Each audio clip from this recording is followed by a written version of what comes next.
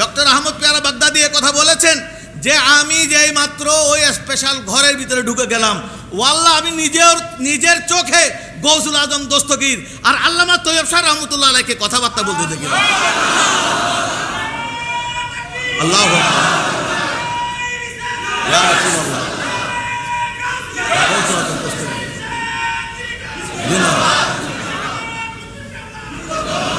শুধু তাই না, গৌসে পাক আমাকে ইশারা করতেছে, আমার সাথে জমানার গৌসের কাজ কারবার চলতেছে, তুমি কেন ভিতরে আসলা? বললেন হুজুর আমার ইচ্ছে হচ্ছে শাহজাদা তৈয়ব শাহ হুজুরের জন্য এক জোড়া জুতা বানাবো। রিয়াজউদ্দিন বাজারের সওদাগর। হুজুর বললেন ঠিক আছে বানাই নিয়ে আসো। তো হুজুর আমি তো আপনার জুতার মাপ জানি, কিন্তু তৈয়ব শাহ হুজুরের জুতার মাপ আমার জানা নাই। হুজুর বললেন আমার মাপে বানাই ফেলো, হয়ে যাবে।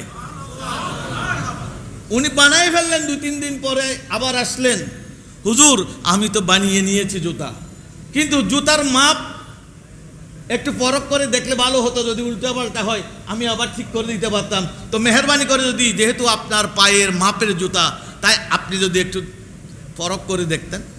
এতক্ষণ হুজুর হাসছিলেন, খোশ প্রকাশ করছিলেন। যখনই তৈয়ব শাহ হুজুরের জুতায় পা দিতে বললেন, সাথে সাথে হুজুর বললেন খামোশ, मुझे हिम्मत नहीं है तैयब का जूत ऊपर पाँव रखे, वो मादार जात वली है।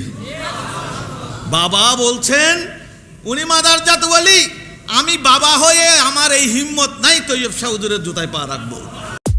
করোনা আসবে কে জানতো, কিন্তু এই দরবারে সবচেয়ে ছোট শাহজাদা আল্লামা হাফেজ সৈয়দ আহমদ শাহ জিসি কনভেনশন সেন্টারে এমন এক বক্তব্য দিলেন, মহামারী আসলে কোন দোয়া পড়তে হবে। 2018 সালে মহামারীর নামগন্ধ নাই, আর তিনি বক্তব্য দিলেন মহামারী আসলে কোন দোয়া পড়তে হয়। সাবের শাহ হুজুর উনি কেমনি জানেন মহামারী আসবে? তখন সাধারণ মানুষ আর দাফন কাফন করবে না, তখন গাউসিয়া কমিটির সৈনিকদের দরকার হবে। এই সৈনিকরা পরে কলেজে তাদেরকে শেখানো হচ্ছে কাফন দাফন, তাদেরকে শেখানো হচ্ছে গোসল কেমনে দিতে হয়। আমরাও তো চিন্তা করতে পারি নাই কেন এগুলো শেখানো হচ্ছে। ফাইনালি অর্থাৎ ট্রেনিং দেওয়া হচ্ছে, যারা ট্রেনিং নিচ্ছে তারাও জানে না কোন যুদ্ধের জন্য তাদেরকে প্রস্তুত করা হচ্ছে। সেই যুদ্ধ তখন আমাদের সামনে চলে আসলো, সেই করোনা মহামারী, যাকে সাবের শাহ হুজুর ছোট কিয়ামত বলেছিলেন। সেই ছোট কিয়ামতের সময় দেখা গেছে নিজের আপনজন চলে গেছে, গাউসিয়া কমিটি তাদেরকে সাহায্য করেছে।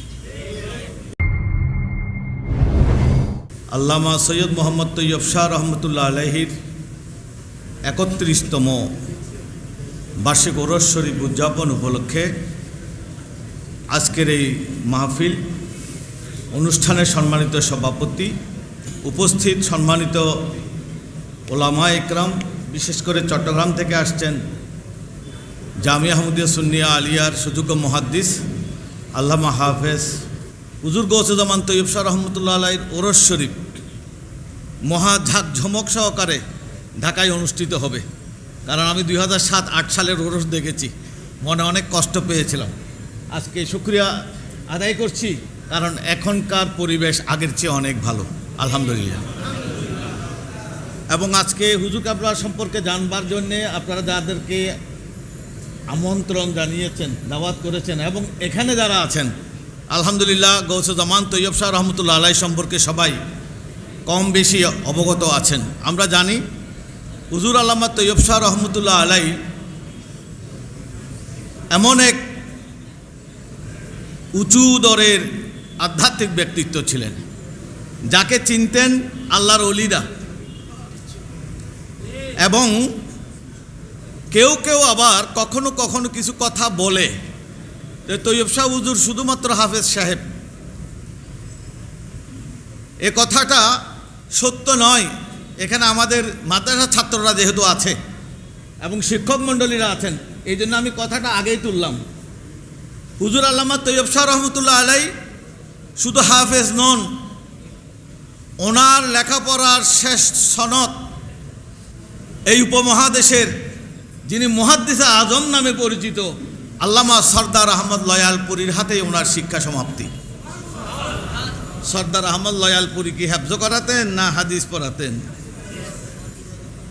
শুধু তাই না, এখনো একজন জীবিত আছেন রাঙ্গামাটিতে, মাওলানা নুরুল আলম হেজাহাদি। গতকালও ওনার ভাগিনা আমার সাথে কথা বলেছেন, আর নুরুল আলম হেজাদি সাহেবও আমার সাথে কথা বলেছেন যে আমিও সর্দার আহমদ লয়ালপুরীর ছাত্র, হুজুর তৈয়ব শাহ রহমতুল্লাহ আলাই ওখানকার ছাত্র, কিন্তু ব্যতিক্রম হলো আমার মাথায় পাগড়ি দেওয়ার জন্যে প্রধান অতিথি ছিলেন আল্লামা তৈয়ব শাহ রহমতুল্লাহ আলাই। উনি ওই মাদ্রাসার ছাত্র, কিন্তু সর্দার আহমদ লয়ালপুরী ওনার মাদ্রাসার ছাত্রদেরকে পাগড়ি দেওয়ার জন্য প্রধান অতিথি হিসেবে ওনার ছাত্র আল্লামা তৈয়ব শাহ রহমতুল্লাহ আলাইকে বানাতেন। তার উদ্দেশ্য ছিল ওই মাদ্রাসার ছাত্ররা পাগড়ি নেবে আওলাদে রসুলের হাত থেকে, যেন এই ছাত্ররা সাচ্চা আলেম হয়ে দ্বীনের সঠিক খেদমত করতে পারে। যে তৈয়ব শাহ রহমতুল্লাহ আলাই জন্ম হবার আগে থেকেই সুসংবাদ, যেগুলো আপনারা বারবার শুনে আসছেন, আমি পুনরাবৃত্তি করছি না।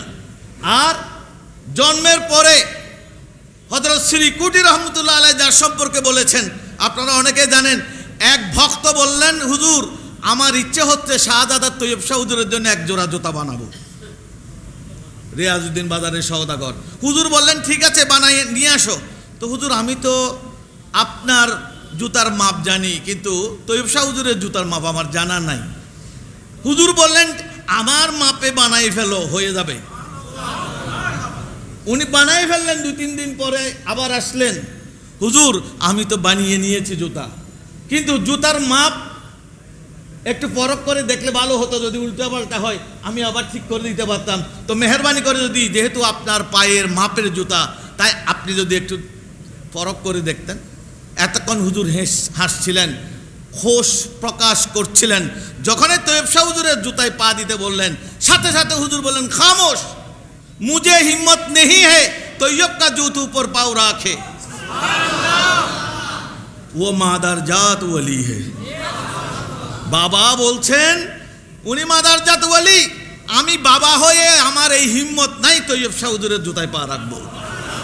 সত্যিকার অর্থে গৌসে জামান সৈয়দ মোহাম্মদ তৈয়ব শাহ রহমতুল্লাহ আলাই এমন এক হাস্তি, যাকে কিছুদিন আগে মৌলানা মনিরুজ্জামান সাহেব এবং আমাদের মনে আবুল কাসেম ফজলুল হক সাহেব, আমরা টাঙ্গাইলে অধ্যাপক ডক্টর হুমায়ুন কবির, তিনি সরকারি কলেজের ইসলামিক স্টাডিজের চেয়ারম্যান, উনি মুরিদ হচ্ছেন ডক্টর আহমদ পেয়ারা বাগদাদি।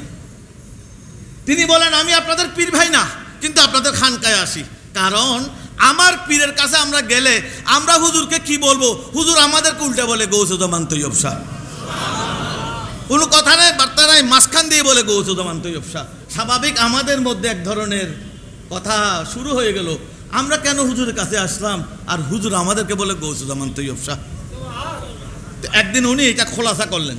উনি বলেন 1978 সালে অথবা 79 সাল হতে পারে, হুজুর তৈয়ব শাহ রহমতুল্লাহ আলাইহি যখন বাগদাদ শরীফ গৌসুল আজম দস্তগীরের রওজা জিয়ারত করতেছেন, সেই সময় আমি খাদেম ছিলাম এবং একটা স্পেশাল জায়গায় জিয়ারত করবার জন্যে তৈয়ব শাহ হুজুর অনুমতি পেয়েছিলেন, এবং ওনার পিছনের ব্যক্তি ছিলেন আফ্রিকার কোনো একটা রাজ্যের প্রেসিডেন্টের। হুজুর কাবলার সময় চলে গেছে, সেই খাস জায়গা থেকে হুজুর বের হচ্ছেন না। ওদিকে একজন প্রেসিডেন্ট, তার প্রোটোকল অফিসাররা আছে, তারা সবাই চাপাচাপি করতেছে যে ওনার সময় শেষ, আমাদের স্যারের সময় শুরু হয়ে গেছে, আপনি স্যারকে যেতে দিচ্ছেন না কেন? উনি বললেন খাদেম হিসেবে আমার দায়িত্ব হচ্ছে ওখানে প্রবেশ করানো, কিন্তু ওখানে ভিতরে গিয়ে কাউকে ডেকে আনা এটা আমার নিয়ম বহির্ভূত। কিন্তু এত বেশি দেরি হুজুর কাবলা করছেন, বের হয়ে আসছেন না, এদিকে চাপাচাপি করতেছে ওই রাষ্ট্রপ্রধানের পক্ষ থেকে।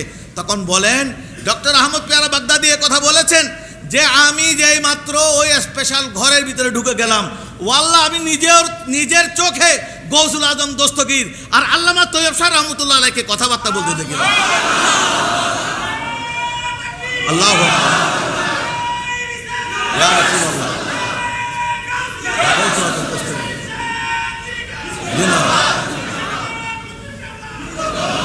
শুধু তাই না, গৌসে পাক আমাকে ইশারা করতেছে, আমার সাথে জমানার গৌসের কাজ কারবার চলতেছে, তুমি কেন ভিতরে আসলা? সেই থেকে উনি ওনার মুরিদদেরকে সতর্ক করেছেন গৌসে জামান তৈয়ব শাহ, বারবার বলেছেন গৌসে জামান তৈয়ব শাহ। এ কথা বলতেছেন ওনার মুরিদ ডক্টর হুমায়ুন কবির সাহেব। আমি একবার একটা সেমিনারে এই বিষয়টা এনেছিলাম। ঢাকা বিশ্ববিদ্যালয়ের প্রফেসর ডক্টর আবুল হোসেন রসায়ন বিভাগের, উনি হচ্ছেন আহমদ পেয়ারা সাহেবের মেয়ের জামাই রাউজানে। আমি মনে করেছিলাম অনেক সময় তো অনেক প্রসঙ্গকে আত্মীয় স্বজনরা অস্বীকার করে বসে, উনি কোনো আবার অস্বীকার করে কিনা দেখলাম উনি ওটাকে তো সাপোর্ট করেছেন। আরও বললেন ডক্টর আহমদ পেয়ারা বাগদাদির নীতি ছিল তৈয়ব শাহ হুজুর যদি আশেপাশে কোথাও, এমনকি তাহের শাহ হুজুরও পরবর্তীতে আশেপাশে কোথাও যদি মাহফিল থাকতো, ওনার নিজের মাহফিল বন্ধ করে দিয়ে নিজে স্লোগান দিয়ে দিয়ে গৌসুজ্জামান তৈয়ব শাহ বলে বলে ওনার মুরিদদেরকে নিয়ে সেখানে যেত। সত্যিকার অর্থে যারা নির্মোহভাবে হুজুর কাবলাকে দেখেছেন তারা গৌসুজ্জামান তৈয়ব শাহই দেখেছেন। নইমি শাহ হুজুর বলতেছেন হুজুর কাবলা ওই বছর, যেই বছর বাগদাদ শরীফ, সেই বছরে হুজুর কাবলা আসলেন কোথায়? আজমির শরীফ।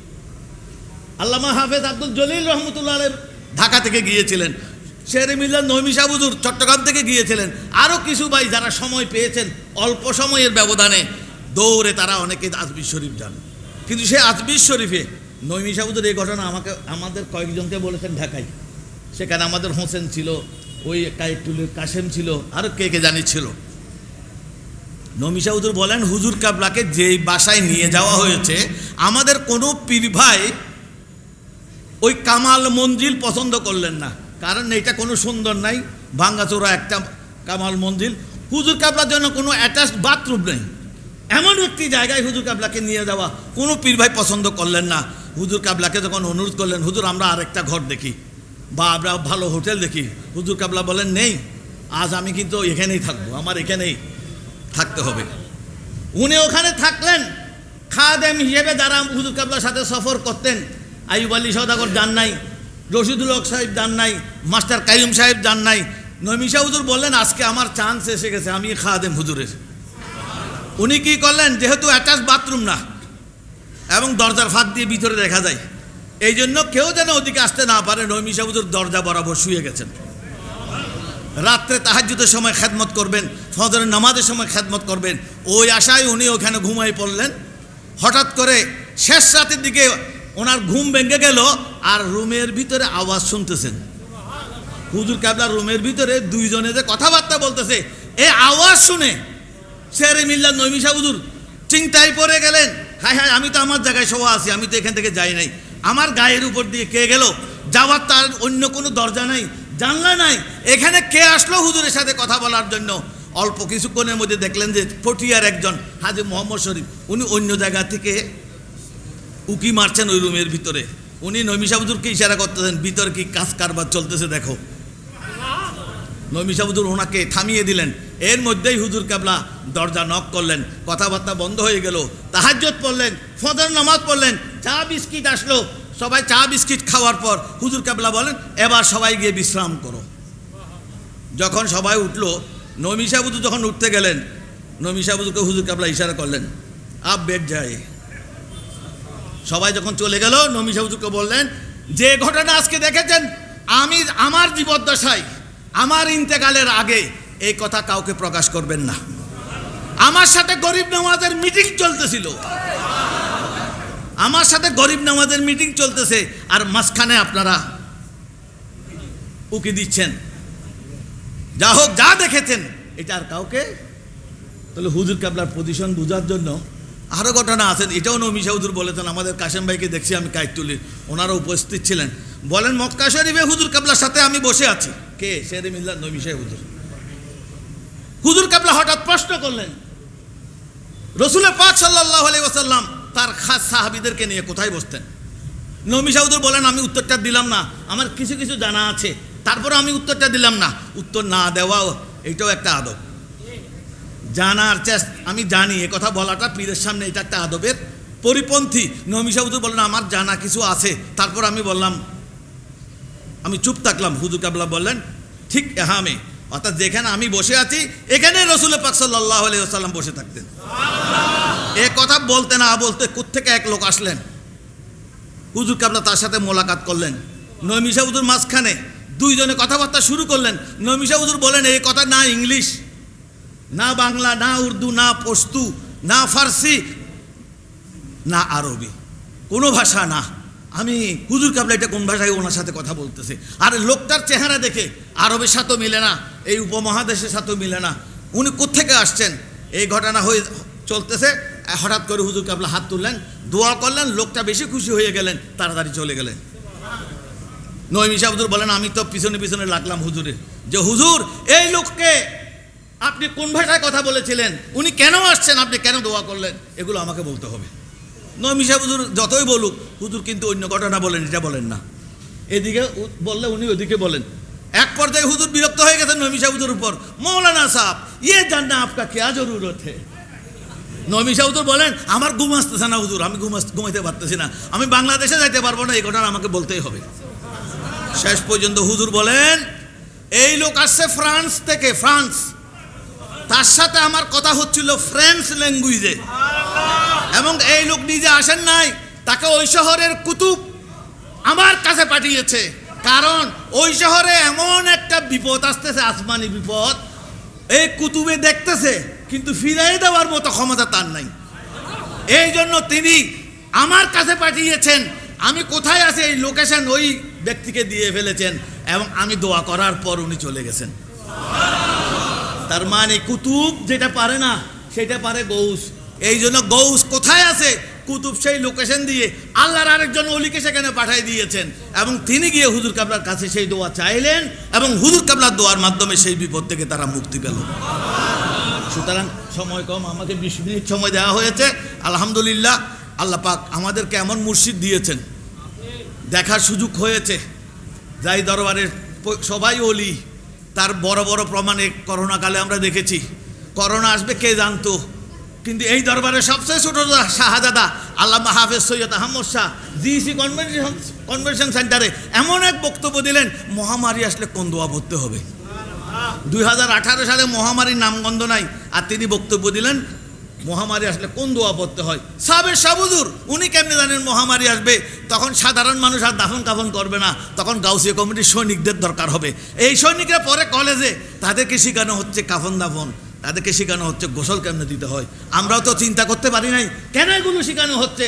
ফাইনালি অর্থাৎ ট্রেনিং দেওয়া হচ্ছে, যারা ট্রেনিং নিচ্ছে তারাও জানে না কোন যুদ্ধের জন্য তাদেরকে প্রস্তুত করা হচ্ছে। সেই যুদ্ধ তখন আমাদের সামনে চলে আসলো, সেই করোনা মহামারী, যাকে সাবের শাহুজুর ছোট কেয়ামত বলেছিলেন। সেই ছোট কেয়ামতের সময় দেখা গেছে নিজের আপনজন চলে গেছে, গাউসিয়া কমিটি তাদেরকে সাহায্য করেছে। এগুলো দরবারে শ্রীকোট জানতো বলেই আমাদেরকে সব কিছু বুঝেই দিতে পেরেছেন, আর আমাদেরকে সেইভাবে পাহারা দিয়ে রেখেছেন বলেই যারা করোনা নিয়ে ঘাঁটাঘাঁটি করেছে তারা কেউ করোনায় মৃত্যুবরণ করেনি। আল্লাহ আমাদেরকে সেই পীরের মর্যাদা রক্ষা করে, খ্যাতমত করে, শুকরিয়া আদায় করে চলবার তৌফিক দান করুন। আসসালামু আলাইকুম ওয়া রাহমাতুল্লাহ।